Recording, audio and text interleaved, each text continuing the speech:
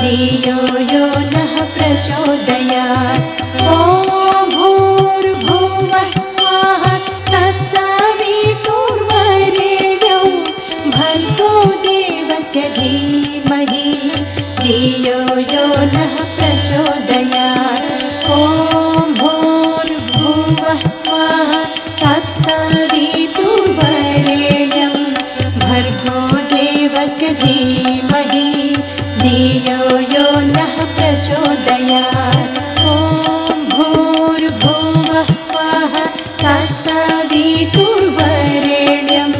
भर्गो देवस्य धीमहि धियो यो नः प्रचोदयात्। मैं थोड़े शब्दों में इनके विषय में आपको बताने का प्रयास करूंगा। वर्तमान में आप देव संस्कृति विश्वविद्यालय के प्रो वाइस चांसलर हैं। बचपन में आपके संस्कार ऋषि युग की गोद में पुष्पित पल्लवित हुए। प्रारंभिक शिक्षा श्री गायत्री विद्यापीठ शांति कुंज में हुई। आगे चलकर आपने MBBS देहरादून से करके यूके में साइकेट्री में पोस्ट ग्रेजुएशन डिप्लोमा अर्जित किया। अपनी मेहनत और निरंतर शोध के बल पे रॉयल कॉलेज ऑफ साइकेट्री की मेंबरशिप हासिल की। इसके बाद इन्होंने लंदन की ब्रिटिश नेशनल हेल्थ सर्विस में एसोसिएट स्पेशलिस्ट की पोस्ट पर भी आपने काम किया है। इसमें इन्होंने वृद्ध जनों व psychic disorder, dementia, Alzheimer disease पर विशिष्ट काम किया। भैया अपनी अंतरात्मा की आवाज पर 2010 में भारत वापस आ गए। तब से अब तक देव संस्कृति विश्वविद्यालय में विभिन्न रोल व यूनिवर्सिटी की उत्कृष्टता के लिए निरंतर कार्य कर रहे हैं। आप DSBB के इंटरडिसिप्लिनरी इंटरनेशनल जर्नल के एडिटर हैं। इस शोध पत्रिका में विभिन्न विषयों जैसे वैदिक फिलॉसफी, कल्चर, साइकोलॉजी, आयुर्वेदा इत्यादि के शोध पत्रों पर पब्लिश होते हैं। DSBB के school of yoga and health के आप डायरेक्टर होने के नाते आपने ध्यान एवं स्ट्रेस मैनेजमेंट पर उत्कृष्ट कार्य किया है। आप international festival of yoga, culture and spirituality के चेयरमैन हैं। इस फोरम के अंतर्गत आपने 70 से ज्यादा राष्ट्रीय व अंतर्राष्ट्रीय सेमिनार, सिंपोजियम आदि आयोजित कर चुके हैं। डॉक्टर चिन्मय भैया Indian council for cultural relation की गवर्निंग बॉडी के मेंबर हैं। साथ ही ministry of Ayush, government of India की एडवाइजरी काउंसिल के भी मेंबर हैं। आप ग्लोबल कॉन्वेंट पार्टनर टीम के सदस्य हैं। यह टीम धर्म को शांति एवं सद्भाव बढ़ाने के लिए एवं धर्म से जुड़ी हिंसा के विक्टिम्स की सहायता करती है। आप एक उच्च स्तरीय साधक हैं। हम सभी का सौभाग्य है कि भैया हमारे बीच उपस्थित हैं। तो मैं भैया से अनुरोध करूंगा कि हम सबको अपना उद्बोधन से अनुरोध करें। धन्यवाद। गुरुदेव परमवंदनीय माता जी की दिव्य उपस्थिति को साक्षी मानते हुए माँ गायत्री के पवन मंत्र के साथ मैं अपनी बात को आरंभ करना चाहता हूँ। माँ गायत्री का ये पवित्र मंत्र भारतीय संस्कृति, भारतीय अध्यात्म और भारतीय ज्ञान परंपरा का एक ऐसा दिव्य मंत्र है जिसका उद्देश्य ही एक भटके हुए इंसान को देवत्व के पथ की ओर लेकर के जाना है। आप उपनिषदों में पढ़ें तो ऋषि कहते हैं अष्टचक्रा नवद्वारा देवानाम पूर अयोध्या तस्याम हिरण्यमय कोशो स्वर्गो लोके ज्योतिषावृत, कि वो जो परमेश्वर है जिसको हम शुद्ध, चैतन्य, निर्विकार और निस्पंद मानते हैं, जो प्रकृति के गुणों से पार है, जिसको इस संसार का कोई विकार छू करके नहीं जाता, वो परमात्मा, वो ईश्वर, वो भगवान, वो परमेश्वर, वो पुरुषोत्तम एक अपने ही आध्यात्मिक तेज से घिरा हुआ है। उसके आध्यात्मिक तेज को सीधे देख पाने की सामर्थ्य हमारी आँखों के अंदर नहीं है। इसीलिए भगवान गीता में कहते हैं दिव्यम ददामि ते चक्षुः, और वो जो दिव्य नेत्र हैं जिनके माध्यम से परमात्मा के समग्र स्वरूप का अवलोकन संभव है, उसी को उपनिषद के ऋषि गायत्री कह करके पुकारते हैं। उद्देश्य एक ही है कि जिस शक्ति के पास इतनी सामर्थ्य है कि वो परमेश्वर के तेज का रक्षण कर सकती हैं, उनके अंदर निश्चित रूप से इतनी सामर्थ्य भी सुरक्षित है कि वो एक व्यक्ति के कर्मों का निराकरण भी कर सकते हैं।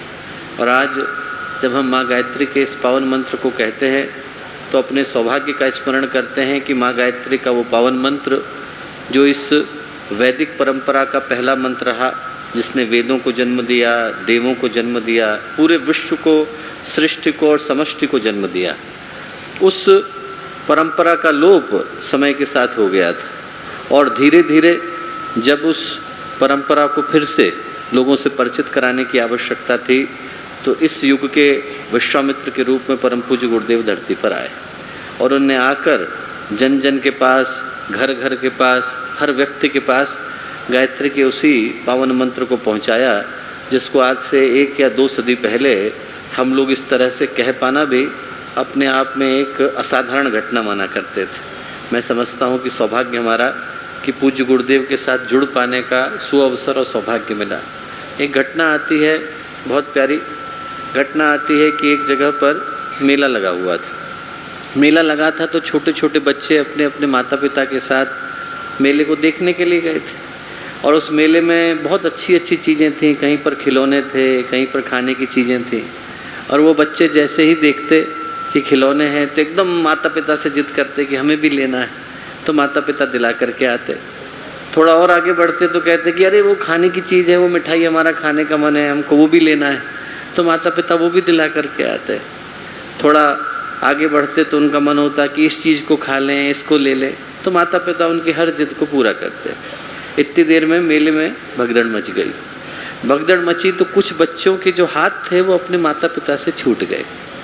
अब वो जो बच्चे थे जो अभी थोड़ी देर पहले खिलौने के लिए ललचा रहे थे, खाने की चीज़ों के लिए उनके मुंह में पानी आ रहा था, वो समोसे, वो जलेबी जो उनके मन को अभी लुभा रहे थे, अब एकदम आँखों से विदा हो गए।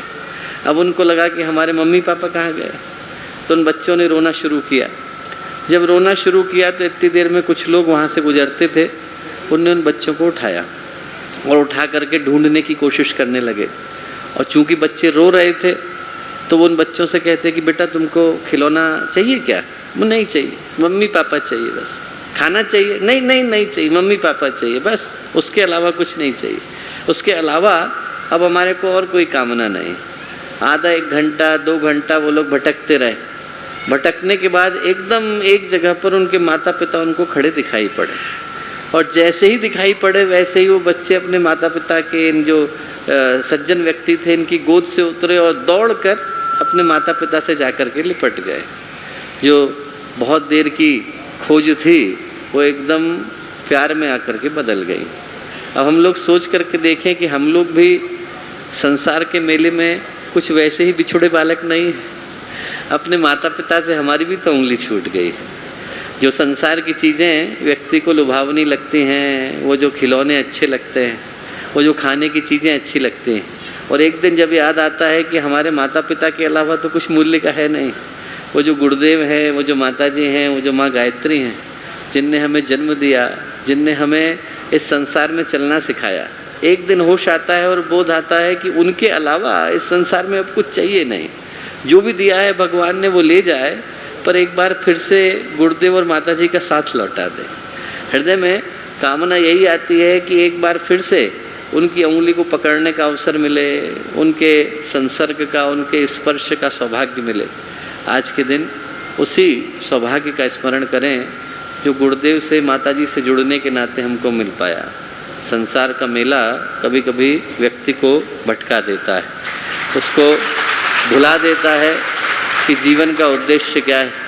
और ऐसे में जो हमारे माता पिता, जो हमारे परमेश्वर, जो हमारी माँ गायत्री और जो हमारे पिता परमेश्वर हमारे जीवन का रक्षण करते हैं, उनसे हम प्रार्थना करते हैं कि हमारे जीवन को सही उद्देश्य के लिए, सही भाव के लिए समर्पित करें। जीवन सद्भाव की ओर, सद्ज्ञान की ओर, सन्मार्ग की ओर चले। ऐसी प्रार्थना माँ गायत्री के इस पावन मंत्र के माध्यम से हम लोग परमात्मा से करते हैं। कमर सीधी करके, स्थिर चित्त करके, मन शांत करते हुए एक बार माँ गायत्री का पावन मंत्र साथ साथ।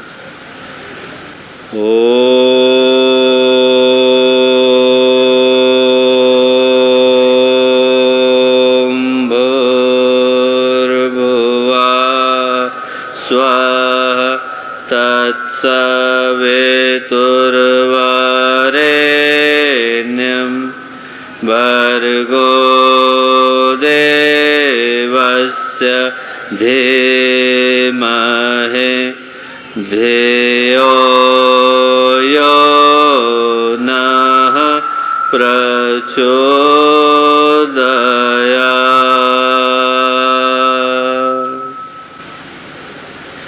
परम पूज्य गुरुदेव परमवंदनीय माता जी के दिव्य संरक्षण में आज का ये अत्यंत ही पवित्र अवसर, अलौकिक अवसर, महत्वपूर्ण अवसर, जब हम लोग वेद माता गायत्री के नाम से प्रतिष्ठित इस वेदना निवारण केंद्र के इस सभागार के अंदर उपस्थित हैं, तो मन सहज ही गौरव से और आत्माभिमान से भर उठता है कि समय ज़्यादा नहीं हुआ, कोरोना की अवधि में पहली बार यहाँ आने का अवसर मिला था और तब ये भूमि मिली ही मिली थी। और आप सबके सम्मिलित प्रयासों के द्वारा, अनेक लोगों के अथक समर्पण के द्वारा, समस्त गायत्री परिजनों की भावना के द्वारा और पूज्य गुरुदेव के संरक्षण के द्वारा देखते देखते इसी कोरोना की अवधि में इस केंद्र ने इतना विशाल स्वरूप ले लिया है। और ये भी एक बड़ा सौभाग्य है कि जो केंद्र निकल कर के आया है उसको अभी ढंग से प्रतिष्ठित हुए 1 वर्ष नहीं हुआ, पर ये विश्वास के साथ हम लोग कह सकते हैं कि आने वाले वर्षों में ये एक ऐसे ऐतिहासिक केंद्र के रूप में स्थापित होने जा रहा है। और जिस उद्देश्य को लेकर के प्रतिष्ठित होने जा रहा है, यदि वो उद्देश्य अपने लक्ष्य को प्राप्त करने में सफल होता है तो ये अनेकों के जीवन को बदलने वाला, अनेकों के कष्टों को हरने वाला, अनेकों के जीवन की दिशा को देने वाला एक अलौकिक, असाधारण और ऐतिहासिक केंद्र के रूप में प्रतिष्ठित होने जा रहा है।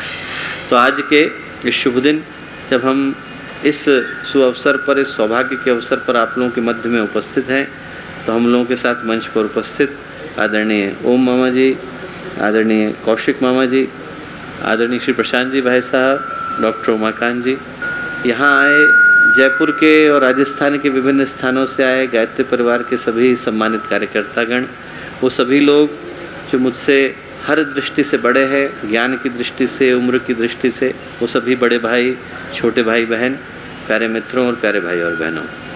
मित्रों, आज हम लोग इस वेदना निवारण केंद्र के अंदर उपस्थित हैं और सही पूछा जाए तो जो इस केंद्र का नाम ही वही परम पूज्य गुरुदेव के गायत्री परिवार की पहचान है।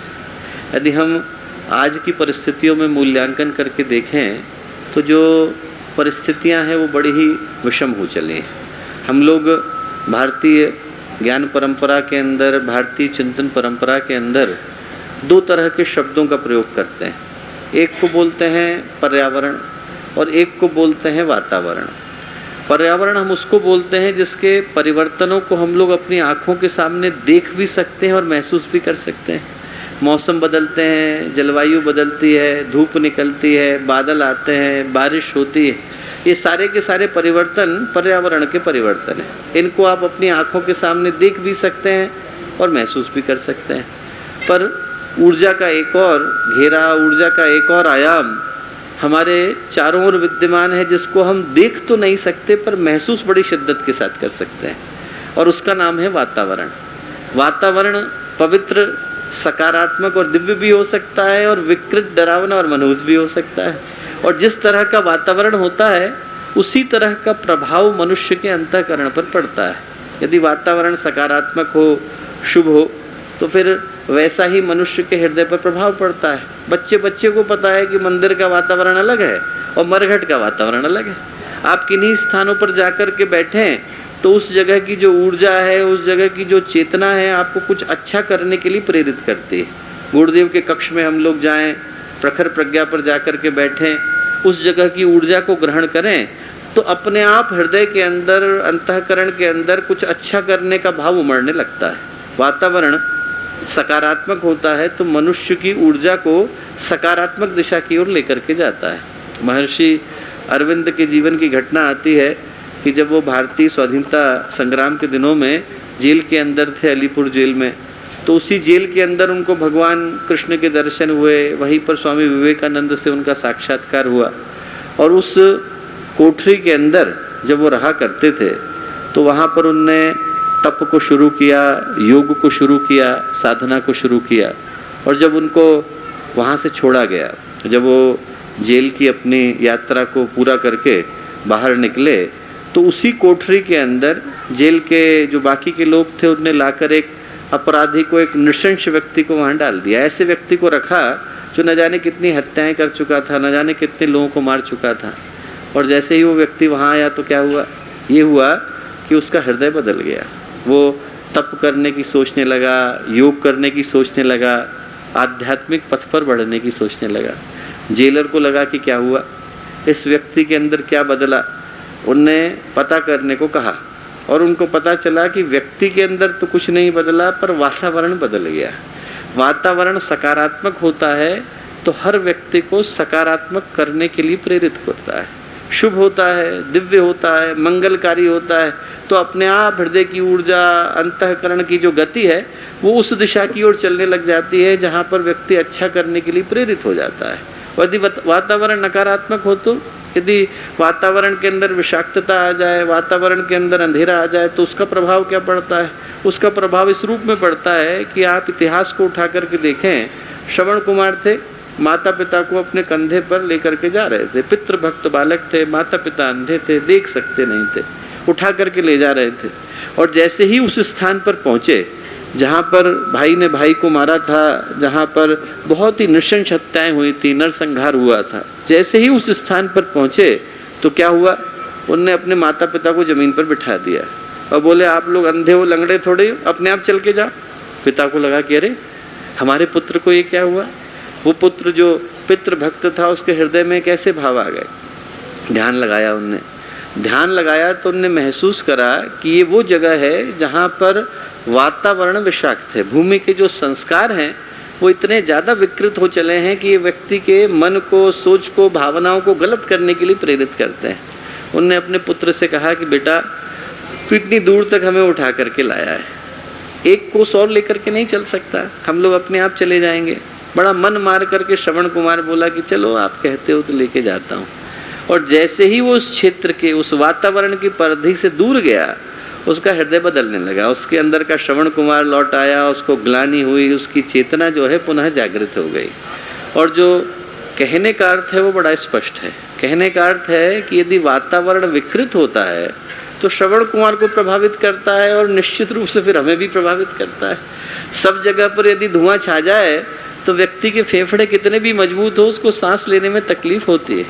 सब जगह पर अंधेरा हो जाए तो आपकी आंखें कितनी भी अच्छी हों, आपको देखने में कष्ट होता है। और आज की परिस्थितियां ऐसी हैं। आज की परिस्थितियों में वातावरण विकृत हो गया, मनुष्य की सोच विषैली हो गई, मनुष्य की भावनाएं संकीर्ण हो गई। मनुष्य सिर्फ अपने स्वार्थ को, अहंकार को, अभिमान को ही सर्वोपरि मान करके बैठ गया। और उसका जो परिणाम है वो इस रूप में सामने आता है कि सब कुछ मिल जाने के बावजूद, आज यदि आप इंसान के जीवन को देखिए तो इंसान अपनी ज़िंदगी में अतृप्ति को, असंतोष को, अभाव को, कष्टों को लेकर के बैठा है। दुनिया जहान का खजाना भी उसको ला करके दे दिया जाए, उसके पास पूरे विश्व की संपदा भी ला करके रख दी जाए, तब भी जो मन का असंतोष है वो उसको ये अनुभव कराता है कि मुझे तो कुछ मिला ही नहीं। दुनिया जहान की चीज़ें मिल जाने के बावजूद व्यक्ति को ये लगता है कि मेरे से कोई दूसरा कुछ न कुछ ज़्यादा लेकर के बैठा है। वो एक कथा आती है रावण की कि रावण भगवान शिव के पास मिलने के लिए गया, और जब मिलने के लिए गया तो उसने देखा कि कुबेर लाइन में लगे हुए हैं। उनने पूछा कुबेर से कि क्यों आए। कुबेर बोले कि मैं भगवान के पास एक उपहार देने के लिए आया हूँ। क्या उपहार? स्वर्ण नगरी लंका को कुबेर ने बनाया था, वो देने के लिए आए थे। भगवान शिव के पास गए, बोले भगवान ये मैंने सोने की नगरी बनाई है लंका आपके लिए, आप इसको ले लीजिए। तो भगवान शिव बोले कि ऐसा है कुबेर, मैं कैलाश में समाधि लगा के बैठा हूँ, मेरे लिए कैलाश का शिखर और शमशान की भूमि एक बराबर है, मुझे तो स्वर्ण नगरी की आवश्यकता नहीं, किसी और को दे दे। पीछे लाइन में कौन लगा था? रावण। रावण बोला भगवान मुझे दे दीजिए। कुबेर बोला कि भगवान ये लेके क्या करेगा, पहले से ही 9 ग्रहों के महल और 27 नक्षत्रों की अट्टालिकाएं लेके बैठा है, उन सब के ऊपर इसी का कब्जा है। 36 महल तो पहले ही इसके पास, 37वां लेकर के क्या करेगा? भगवान बोले फिर तो यही उसके लिए योग्य है। जिसको 36 महल संतोष दे करके नहीं गए, उसको 37वां भी संतोष देने वाला नहीं है, बोले तो इसी को दे। जिसके मन में कुबेर का खजाना भी संतोष दे करके जाता नहीं दोस्तों, उसके हृदय में दरिद्रगी आ जाती है। एक और प्यारी कहानी आती है। एक फकीर थे, जमीन पे सोने का सिक्का पड़ा मिला, अपने गुरु के पास गए कि इसका क्या करें, हम तो फकीर हैं। उनके गुरु बोले कि एक काम कर, जो तुझे सबसे गरीब आदमी मिले उसे जा करके देना। उन्होंने कहा ठीक, गुरु का आदेश है, पालन करना है। तो एक एक व्यक्ति को ढूंढते, हर व्यक्ति से पूछते आपके पास क्या है, कितना पैसा है, कितनी संपत्ति है, कितनी संपदा है। और सबसे पूछने के बाद उनको ये पता चला कि हर व्यक्ति के पास थोड़ा थोड़ा धन तो है। उन्होंने कहा अभी सबसे गरीब आदमी नहीं मिला है, जब सबसे ज़्यादा गरीब आदमी मिल जाएगा उस दिन देना है। एक दिन निकले तो उनने देखा कि एक राज्य में बहुत बड़ी सी सवारी निकल रही है, 1000 हाथी जा रहे हैं। उन 1000 हाथियों में भी जो शुरू के 100 हाथी हैं वो पूरे सोने से लबालब लदे हुए हैं, और उसमें भी जो पहला हाथी है उस पर तो हीरे की पालकी है, और हीरे की पालकी के अंदर सोने का बख्तर पहन करके एक व्यक्ति बैठा हुआ है। उनने साथ वाले व्यक्ति से पूछा कि भाई क्या हो रहा है? बोले यहाँ के चक्रवर्ती सम्राट हैं, बहुत सारा पैसा इनके पास है, सारी दुनिया में इनका राज्य है, आज बगल के राज्य के ऊपर हमला करने जा रहे हैं। क्यों? बोले वो अकेला छूट गया था। बोले अच्छा। जैसे ही फकीर ने सुना, उनने अपने सोने का सिक्का निकाला और जाकर के राजा को दिया। बोले राजा ये ले लो। राजा बोले कि आशीर्वाद दे रहे हैं क्या मुझे? बोले नहीं, हमारे गुरु ने कहा था कि जो तुझे दुनिया में सबसे गरीब आदमी मिले, सबसे दरिद्र आदमी मिले, तू जाके उसको पकड़ाना। राजा बोला आप आंखें नहीं है आपके पास? बोले 1000 हाथियों की सवारी चल रही है, 100 पीछे सोने के हाथी चल रहे हैं, हीरे की पालकी में मैं बैठा हुआ हूँ, और आप कह रहे हो कि मैं दरिद्र आदमी हूँ। फकीर बोले बाहर की दरिद्रगी की बात नहीं कर रहा बेटा, मैं दिल की दरिद्रगी की बात कर रहा हूँ। बाहर तेरे को भगवान ने दिया है, पर भीतर का छीन लिया है। जिसका भीतर का छिन गया और जो भीतर से दरिद्र हो जाता है, वो फिर दोस्तों जिंदगी में सुखी नहीं रह पाता। न व्यक्ति के पास जब ऐसा असंतोष हो, अतृप्ति हो, अभाव हो, जब सब कुछ मिल जाने के बावजूद आंखों में ये आ जाए कि हमें कुछ मिला नहीं, तो ऐसे व्यक्ति जो है उनकी ज़िंदगी में न सुख रहता है, न चैन रहता है, न संतोष रहता है, न उनकी ज़िंदगी में कोई सामंजस्य रह जाता है और न सद्भाव रह जाता है। रहने को बस व्यक्ति साथ रहता दिखाई पड़ता है। आप ये सोचो कि रहने को तो भैंस और भेड़ भी रहते हैं एक बाड़े में, पर मौका मिलता है तो एक दूसरे को सींग गड़ाए बगैर रहते नहीं। आज जो इंसानियत है वो वैसी ही हो गई है। रहने को इंसान एक दूसरे के साथ रह भर रहा है, क्योंकि इसके अलावा विकल्प नहीं है। हाथी के साथ अब रह नहीं सकते, गधे के साथ रह नहीं सकते। जहाँ रह सकते हैं वहाँ पर व्यक्ति रहने से चूकता नहीं है। इंसानों को तो उसने दोस्त बनाना छोड़ दिया, कुत्तों और बिल्ली को दोस्त बना के घूम रहा है। तो इंसान जो है आज की तारीख में रहने को रहता है, पर मौका मिल जाए तो दूसरे का गला घोटने से चूकता नहीं। और जब इस तरह का असंतोष आ जाए, इस तरह की दरिद्रगी मन में आ जाए, तो बाहर की दृष्टि से हम कितनी भी संपदा को और कितनी भी संपत्ति को लेकर के बैठे हैं, बाहर हमारे पास वैभव की कितनी भी आंधियाँ चल रही हैं, बाहर हमारे पास पैसों की कितनी भी बयार आ रही है, बाहर व्यक्ति कितने भी साम्राज्य को खड़ा कर रहा हो, पर यदि मन के अंदर दरिद्रगी आ गई, गरीबी आ गई और कंगाली आ गई, तो ऐसे व्यक्तित्व जहाँ पर जाते हैं वहाँ पर असंतोष ही पैदा करते हैं।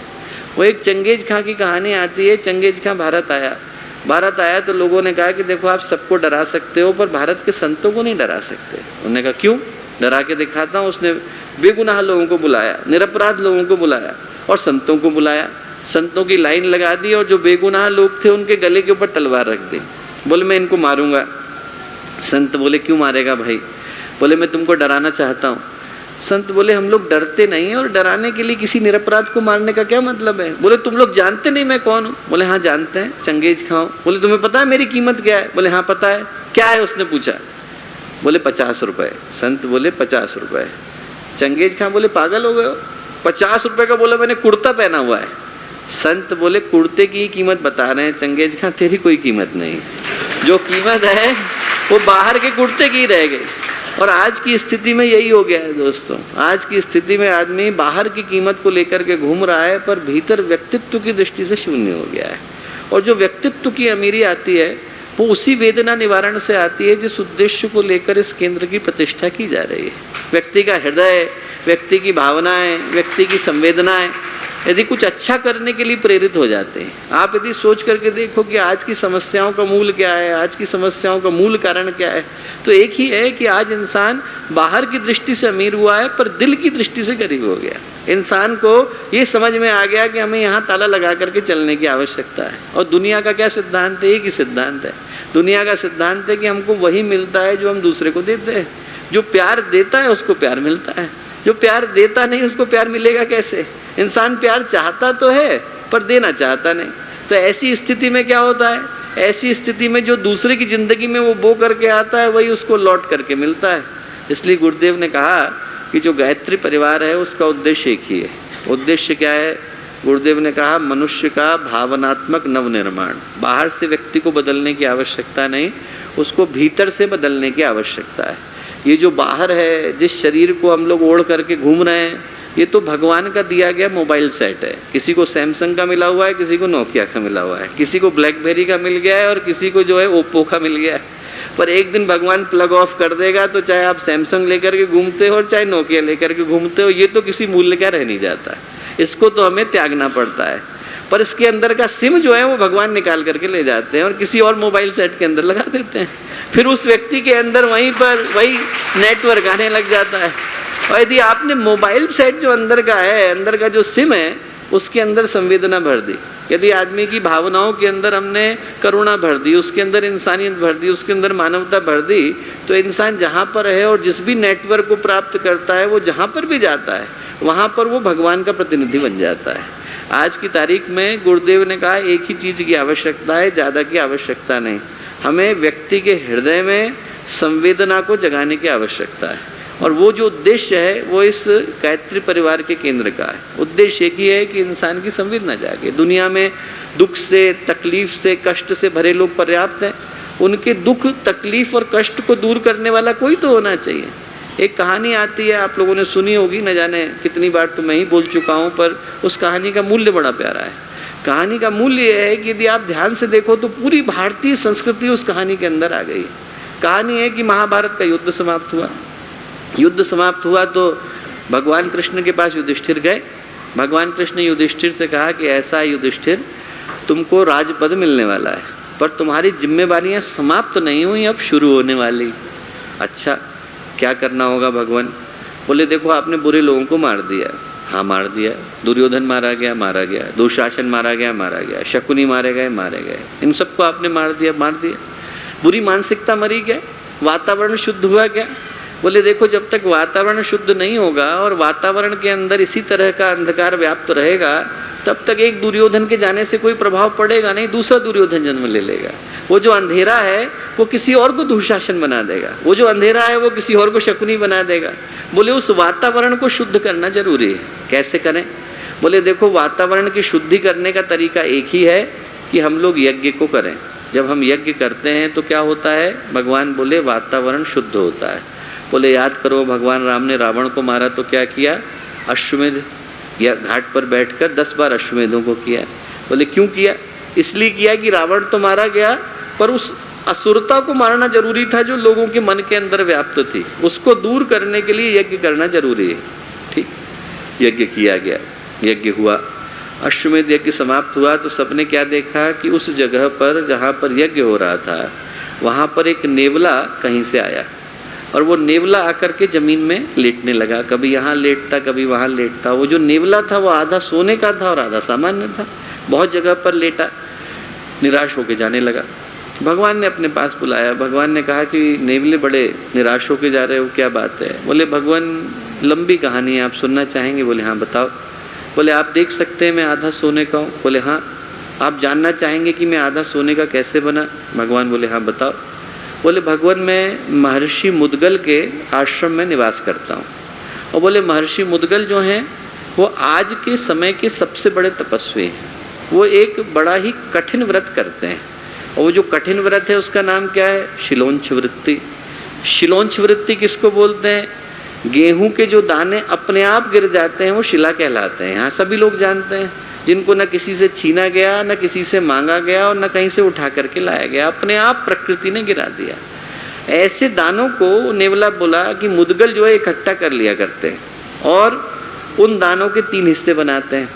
एक अपने भोजन के लिए रखते हैं, एक अतिथि के सत्कार के लिए रखते हैं और एक को दान दे देते हैं। और वो भोजन भी रोज नहीं करते हैं, हर 14वें दिन में करते हैं। पूर्णिमा को करते हैं, अमावस्या को करते हैं। बोले एक दिन ऐसे ही मुद्गल जो थे भोजन करने के लिए बैठे थे, 14वें दिन का भोजन, पूर्णिमा अमावस्या का। बोले इतनी देर में एक व्यक्ति कहीं से आया और वो व्यक्ति जो था उसके पूरे शरीर में घाव थे, घाव में से बदबू आ रही थी, मवाद बह रहा था, पस निकल रहा था, उसमें से खून बह रहा था। और वो न जाने कितने दिनों से व्यक्ति नहाया नहीं था, तो जो उसके अंदर के घाव थे और उसके न नहाने की वजह से सब जो है बड़ा ही उसकी स्थिति बड़ी ही विद्रूप हो गई थी। तो बोले वो जहाँ से गुजरा वहाँ पर लोगों ने उसको दूर भगाया, बोले तो हमारे पास मत आ, दूर जाके, इधर मत, दूर जा। और बोले जैसे ही वो महर्षि मुद्गल के पास आया तो महर्षि मुद्गल अपने 14वें दिन का भोजन करने के लिए बैठे थे। उनने थाली उसको दी, बोले ये वाला खाना आप खाओ। उसको खाना खिलाया, पानी पिलाया, पानी पिलाने के बाद कुल्ला कराया और उसके घावों को धुलाया। और नेवला बोला कि भगवान जब वो मेरे घावों को धुला रहे थे उस समय में मुद्गल ने जब उस व्यक्ति के घावों को धुलाया तो उस व्यक्ति की आंखों से आंसू गिरे। वो व्यक्ति बोला कि चलो मानवता कहीं पर तो है, करुणा कहीं पर तो है। और बोले वो आंसू आकर के मेरी पीठ पे गिरे, जहाँ जहाँ गिरे वहाँ वहाँ से मैं सोने का हो गया हूँ, बाकी जगह से सामान्य रह गया हूँ। बोले वो दिन था और आज का दिन है, मैं भटकता घूम रहा हूँ। तब से जब से मुझे लगता है कि कहीं पर कोई धार्मिक अनुष्ठान हो रहा है वहाँ पहुँच जाता हूँ, इस भूमि का स्पर्श मिलेगा तो क्या पता मैं पूरा सोने का हो जाऊँ। आज तक निराश हुआ तो समझ में आया आज की निराशा को लेके कहाँ जाऊँगा। स्वयं भगवान ने यज्ञ कराया, धर्मराज जो हैं वो यज्ञ के अधिकारी हैं, इससे बढ़ कर के तो आयोजन दूसरा हो नहीं सकता, अब कहाँ जाऊँ। तो भगवान ने इतना प्यारा उत्तर दिया। इसीलिए मैं कहता हूँ कि भारतीय संस्कृति से एक कहानी के अंदर आ गई है। भगवान से ऊपर कोई पद नहीं हो सकता, धर्मराज से ऊपर अधिकारी नहीं हो सकता। और भगवान क्या कहते हैं? भगवान कहते हैं कि नेवले तुम निराश होके जा रहे हो, क्योंकि हम लोग तो मात्र यहाँ पर यज्ञ को कर रहे हैं, मुद्गल यज्ञ को जी रहे हैं, जिसके अंदर दया आ गई, करुणा आ गई, मानवता आ गई, जिसके अंदर इंसानियत की भावना आ गई, वो यज्ञ का चलता फिरता प्रतिनिधि बन जाता है। गुरुदेव ने हमें बताया कि हम लोगों को अपने जीवन के अंदर यज्ञीय जीवन को और यज्ञीय जीवन शैली को लाने की आवश्यकता है। और उसका अर्थ एक ही है कि हम लोग, कोई व्यक्ति कष्ट में है तो उसके कष्ट को दूर करने वाला बन जाए। और करने के लिए कोई बड़ी योग्यता की आवश्यकता नहीं। हमारी माँ ने हमें प्रेम किया तो कौन सा ऑक्सफोर्ड से डिग्री लेकर के किया। हमारी माँ ने हमको सहारा दिया तो कौन सा कैम्ब्रिज से पीएचडी करने के बाद दिया। दूसरे व्यक्ति को प्रेम देने के लिए और सहारा देने के लिए व्यक्ति को शैक्षणिक योग्यता की आवश्यकता नहीं होती, दिल की आवश्यकता होती है। जिसका दिल जिंदा है, जो दरिया दिल है और जिसके अंदर भगवान ने भावनाएं सुरक्षित रखी हैं, वो जहाँ है वहाँ पर गुरुदेव की योजना का प्रतिनिधि बन जाता है। वो देने के लिए और किसी चीज़ की आवश्यकता नहीं, व्यक्ति को सिर्फ अपनी भावनाओं को जगाने की आवश्यकता है। और आज जब ये केंद्र यहाँ पर शुरू हो रहा है तो उसके पीछे की भावना यही है। मुझे याद आता है कि जब गुरुदेव पहली बार 37-38 की घटना है, बुलंदशहर की एक बहन थी, वो विधवा हो गई थी, तो उनने गुरुदेव को चिट्ठी लिखी कि हमारे यहाँ कोई यज्ञ करने नहीं आता, हमारा बड़ा मन है। गुरुदेव उनके घर में यज्ञ कराने के लिए साइकिल से गए तो घर के पीछे एक पेड़ था, वहाँ गुरुदेव ने यज्ञशाला बनाई। और जब लोगों ने सुना कि भाई विधवा के यहाँ पर यज्ञ हो रहा है तो लोग डर के मारे आए नहीं। उस ज़माने में कौन बैठेगा। 5 लोग कहीं से आए, पहले दिन यज्ञ में भाग लेने के लिए 5 लोग आकर के बैठे। कहते हैं कि अगले दिन वो संख्या बढ़कर के 100 हुई, फिर बढ़कर के हजारों में गई। जब अंतिम दिन था तो हजारों की पंक्तियां बाहर लाइन में खड़ी थी कि हम लोग यज्ञ में बैठना चाहते हैं। तो गुरुदेव ने उनसे क्या कहा? गुरुदेव ने कहा कि भैया आप में से प्रत्येक के लिए इस यज्ञशाला में बैठ पाना संभव नहीं, पर मैं आपको यज्ञशाला दे करके भेज रहा हूँ। सड़क पर कोई बूढ़ी माँ जा रही हो और उसको मोतियाबिंद हो गया हो, उसके मोतियाबिंद का आप ऑपरेशन करा दो, आप भी समझना कि आपकी यज्ञ की आहुति यहाँ आकर के लग गई।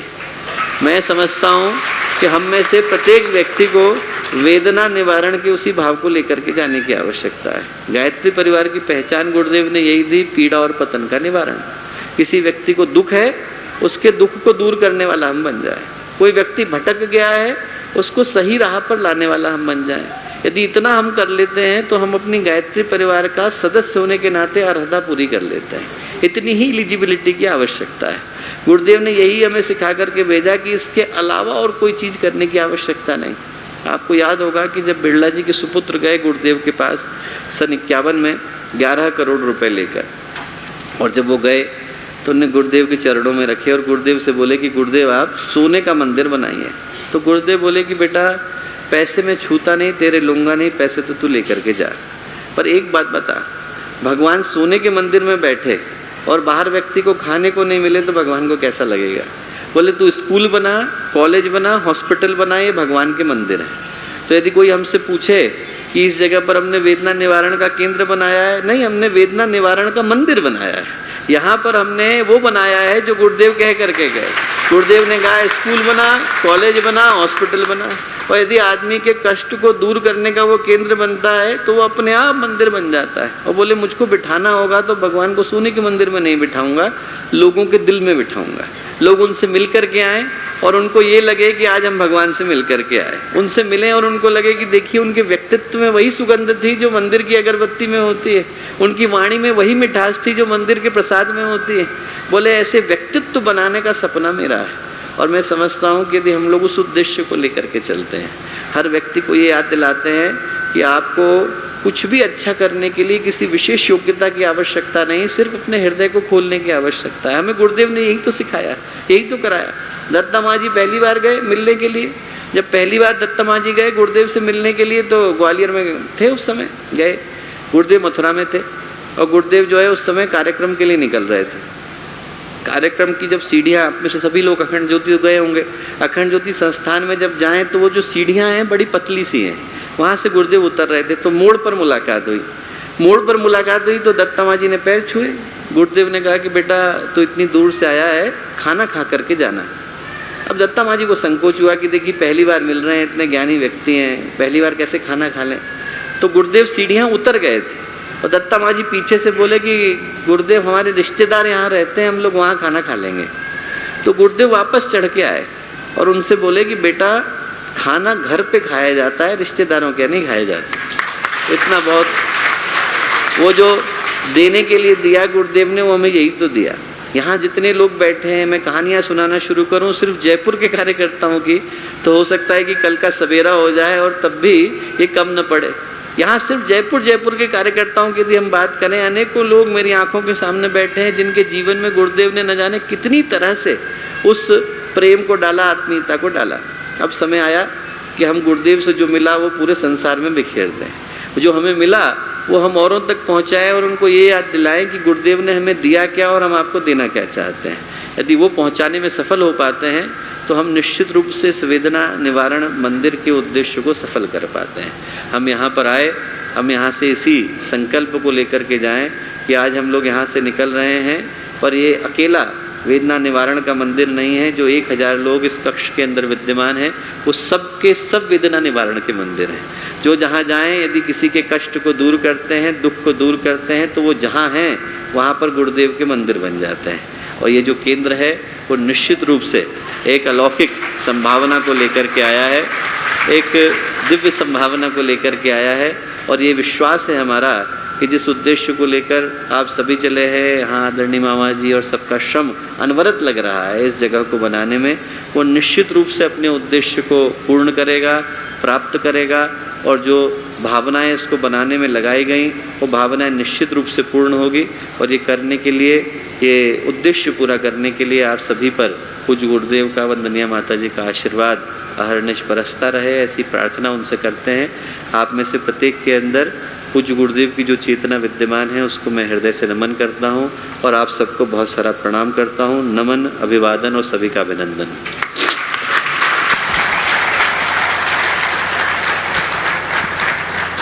आइए कार्यक्रम को आगे बढ़ाते हुए मैं निवेदन करता हूँ श्री ओम प्रकाश अग्रवाल बाबूजी से कि वो यहाँ आए और हम सब की ओर से धन्यवाद ज्ञापन का क्रम संपन्न करें। आदरणीय श्री ओम प्रकाश अग्रवाल जी, जोनल समन्वयक, राजस्थान प्रांत। सूक्ष्म रूप में विराजमान परम पूज्य गुरुजी माता जी को बारंबार प्रणाम व नमन। भैया चिन्मय जी का बहुत बहुत आभार और उनको भी प्रणाम जो उनके साथ टीम आई हुई है उनको। आत्मीय स्वरूप भाइयों, सती स्वरूपा बहनों, सभी को मेरा प्रणाम व राजस्थान की तरफ से आप सभी लोगों का अभिनंदन व आभार। अभी आपने चिन्मय जी को सुना तो मैं आप लोगों से यही आग्रह करूँगा, अनुरोध करूँगा कि जहाँ वेदना निवारण केंद्र पे आप विराजमान हैं तो कम से कम अपन यह संकल्प लेके जाएं कि अपना अहम गला के अहम को यहीं छोड़ें और इस वेदना निवारण केंद्र से आत्मीयता का पाठ लेके, आत्मीयता का लेके जाएं, तो अपन जहां भी जाएंगे वहां अपन मतलब वेदना निवारण केंद्र को वास्तव में नाम फलीभूत करेंगे। यही मेरे आपसे अनुरोध है। दूसरा अनुरोध भैया चिन्मय जी से है कि इसका जल्दी से जल्दी डॉक्टर साहब और दीदी से इसकी प्राण प्रतिष्ठा करवाएं। तो हर काम यहाँ जयपुर में अश्वमेध यज्ञ हुआ है, नवंबर में हुआ है। यहाँ 251 कुंडी यज्ञ हुआ है, वो भी नवंबर में हुआ है। तो अभी नवंबर का कोई ज़्यादा टाइम नहीं है, लेकिन हम इसको तैयार कर देंगे। बस शर्त यही है कि भैया चिन्मय भैया ये मतलब जो है प्राण प्रतिष्ठा कराने के लिए डॉक्टर साहब और दीदी को लेके आए। इनका बहुत बहुत अभिनंदन करते हैं। आप लोग जो इतना समय निकाल के आए हैं उन सभी का आभार और बहुत बहुत धन्यवाद। बहुत बहुत धन्यवाद बाबूजी। आइए मैं निवेदन करता हूं वेदना निवारण केंद्र की टीम से कि वो स्मृति भेंट दे करके आदरणीय भैया को अगले कार्यक्रम के लिए यहां से विदाई देंगे। उसके पूर्व गायत्री वेदना निवारण केंद्र के संयोजक मंडल को परम सम्मानित डॉक्टर साहब देवी स्थापना का चित्र यहाँ पर भेंट कर रहे हैं। आप सब अपनी तालियों के माध्यम से इसमें शरीक हो सकते हैं। सम्मान यहाँ पर आप सभी का है। कृपया सभी बैठे रहें। ओम द्योः शांति अंतरिक्षं शांति पृथ्वी शांतिरापः शांतिरोषधयः शांतिः वनस्पतयः शांतिर्विश्वे देव शांतिर्ब्रह्म शांतिः सर्वं शांतिः शांतिरेव शांतिः सामा शांतिरेधि। ओम शांतिः शांतिः शांतिः सर्वारिष्टः सुशांतिर्भवतु। अब आप शांति कुंज वीडियो यूट्यूब चैनल देखें कभी भी कहीं भी। हमारे YouTube चैनल शांति कुंज वीडियो गायत्री परिवार को सब्सक्राइब करें एवं बेल आइकन जरूर दबाएं ताकि गायत्री परिवार की विभिन्न गतिविधियों की जानकारी आपको मिलती रहे।